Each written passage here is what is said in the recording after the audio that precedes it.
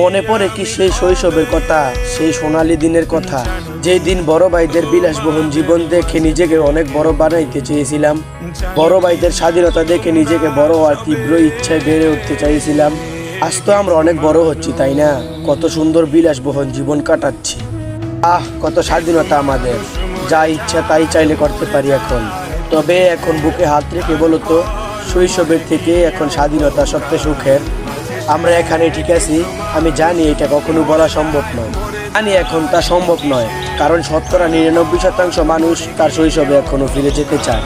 তারপরেও এই বয়সটা শখের, কিন্তু সুখের নয়। সুখের সেই সোনালি অতীত আমরা কয়েক বছর আগে হারিয়ে ফেলেছি, যা এখন আর আমাদের ফিরে পাওয়া সম্ভব না।